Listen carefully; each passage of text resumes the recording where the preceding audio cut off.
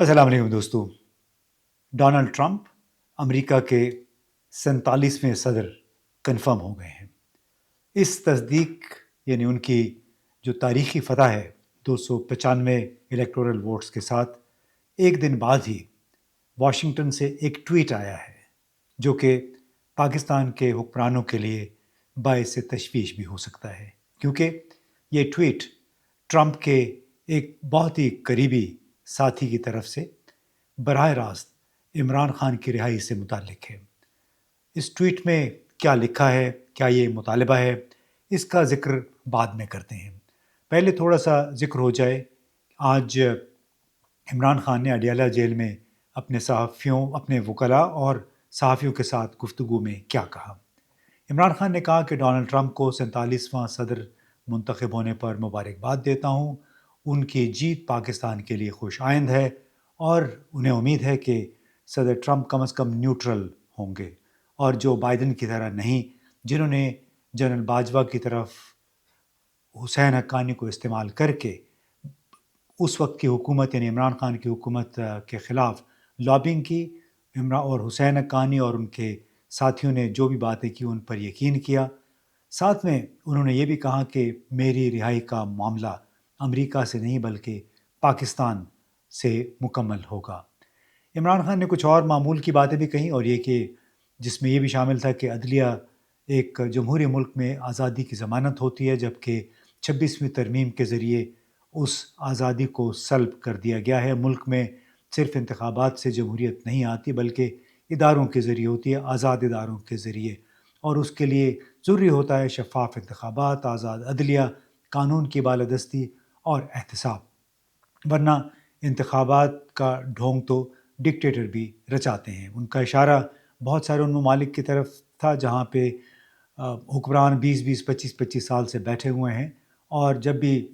इंतखाबात होते हैं तो उनके हक़ में 80-90% वोट पड़ जाते हैं। अब इमरान खान ने ये भी कहा कि ये हुक्मरानों की तरफ इशारा करके कि ये अगर मुझे मिलिट्री कोर्ट्स में ले जाना चाहते हैं तो ले जाएँ, मैं उसके लिए भी तैयार हूँ, लेकिन उनकी ग़ुलामी कबूल नहीं करूँगा। मैं मुल्क से किसी सूरत नहीं भागूँगा। अगर मैंने नवाज़ शरीफ और ज़रदारी की तरह कोई चोरी की होती तो फिर मैं डील करके मुल्क से भाग गया होता। आप सबको उन्होंने अपने वकला को और सहाफ़ियों को बताया कि सबको हकीकी आज़ादी और आज़ाद अदलिया के लिए खड़ा होना पड़ेगा। इसमें उन्होंने ये भी एक वार्निंग भी दी एक लिहाज से अपनी पार्टी के लोगों को कि अगर एहतजाज के जितने भी टिकट होल्डर्स हैं पार्टी के, उन सबको अब एहतजाजी तहरीक में शामिल होना पड़ेगा, क्योंकि यही एक वक्त है हकीकी आज़ादी हासिल करने के लिए। और भले उसकी वजह से वो ख़ुद और उनके साथ उनके बहन का यानी उनका एक भांजा, उनकी बहनों को भी हाल ही में कुछ दिन जेल में गुजारने पड़े थे। तो इस कॉन्टेक्स्ट में उन्होंने कहा कि इसके लिए कुर्बानी सबको देनी पड़ेगी और हम उस कुर्बानी के लिए तैयार हैं। मैं मुल्क छोड़ के नहीं जाऊँगा। तो अब जनाब आते हैं उस ट्वीट की तरफ जिसका ज़िक्र मैंने शुरू में किया, जो वाशिंगटन से आया है। ये ट्वीट किया है ज़ल्मे खलीलज़ाद ने। ये वो साहब हैं जिन्होंने डोनाल्ड ट्रंप और इमरान खान के दरमियान पहली मुलाकात को मुमकिन बनाया था, और ये वही साहब हैं जिन्होंने तालिबान के साथ अमन मुज़ाकरात की क़यादत की थी सदर डोनाल्ड ट्रंप के उस ख़त के बाद जो उन्होंने दिसंबर 2019 में इमरान खान को लिखा, उस वक्त के वज़ीर आज़म को, कि हमें तालिबान के साथ बातचीत के लिए पाकिस्तान का ताउन चाहिए। अब अपनी ट्वीट में ज़ल्मे खलीलज़ाद ने कहा है कि अमरीकी सदारती इलेक्शन में डोनाल्ड ट्रंप की जीत के साथ ही अब जनरल आसिम मुनीर ट्रंप के दोस्त इमरान खान की जारी बिला जवाज़ कैद की वजाहत कैसे करेंगे। यानी उनका बुनियादी तौर पे ये सवाल किया है कि जो बिला जवाज़ उनके मुताबिक जो इस वक्त इमरान खान की जेल में मौजूदगी है, उन पे मुकदमे हैं, उसका जवाज़ क्या होगा। और ज़ल्मे खलीलज़ाद बराह रास्त पाकिस्तान की फ़ौज के सरबराह जनरल आसिम मुनीर को मुखातिब करके कह रहे हैं कि आप उसका क्या जवाज़ पेश करेंगे। इसके साथ ही ज़ल्मे खलीलज़ाद ने अपने ट्वीट में ये भी लिखा कि अब वक्त आ गया है कि इमरान खान और उन तमाम अफराद को फ़ौरी रिहा किया जाए جنہیں بغیر کسی منصفانہ عدالتی عمل کے قید میں رکھا گیا ہے۔ اب یہ ٹویٹ واشنگٹن کی طرف سے ایک بام شیل کی طرح بھی ہو سکتا ہے، جس سے حکومتی حلقوں میں خاصی بے چینی بھی پھیل سکتی ہے، خاص طور پہ ان حلقوں میں جو کہ گزشتہ 2 روز سے پی ٹی آئی کے بہت سارے ان لوگوں کی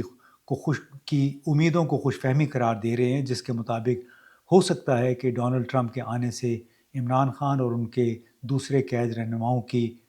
رہائی کی کوئی راہ ہموار ہو سکے۔ اب میڈیا میں آپ نے دیکھا ہوگا، ٹیلی ویژن پہ، اخبارات میں، ٹاک شوز میں بھی آ رہے ہیں، مضامین بھی لکھوائے گئے ہیں، جس میں بہت سے وزراء اور ان کے حامی صحافی اور دانشور اور تجزیہ نگار پی ٹی آئی کا مذاق اڑا رہے ہیں۔ ان کا کہنا ہے کہ عمران خان سے متعلق جو امیدیں وابستہ کر رکھی ہیں ٹرمپ کے حوالے سے پی ٹی آئی کے لوگوں نے، وہ بے جا ہیں، ان میں کوئی حقیقت نہیں ہے، عملاً اس کا مذاق اڑا رہے ہیں۔ رانا ثناء اللہ اور خواجہ آصف جو وزیر دفاع بھی ہیں، انہوں نے بھی پی ٹی آئی کے حامیوں کی امید کا مذاق اڑایا اپنے ٹویٹس میں اور اپنے انٹرویوز میں، اور کہا کہ ٹرمپ کا اپنا ایک قومی ایجنڈا ہے جو عمران خان سے کہیں زیادہ اہم ہے،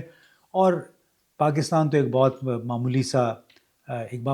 سا حصہ ہے امریکہ کی خارجہ پالیسی کا، اور معلوم نہیں اس کے لیے، پاکستان کے لیے، ڈونلڈ ٹرمپ کے پاس بطور صدر وقت ہوگا بھی یا نہیں۔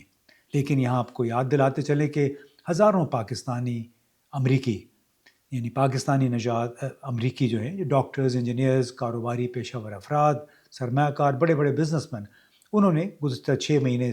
دن رات کام کیا تاکہ ٹرمپ کی ٹیم کو ان مسائل سے آگاہ کیا جائے جن کا عمران خان اور ان کی پارٹی تقریباً 2 سال سے سامنا کر رہے ہیں۔ انہوں نے اسی بنیاد پہ ٹرمپ کو ووٹ دینے کا وعدہ بھی کیا۔ اب ہمیں یاد رکھنا ہوگا کہ ڈونلڈ ٹرمپ کا ایجنڈا بیرونی جنگوں کو ختم کرنا ہے، جن میں ان تمام جنگوں کو ختم کرنا جن میں امریکہ ملوث ہے، چاہے وہ یوکرین ہے، چاہے بالواسطہ طور پہ اسرائیل کی فوج کشی ہے فلسطینیوں کے خلاف، لبنان کے خلاف۔ وہ بنیادی طور پہ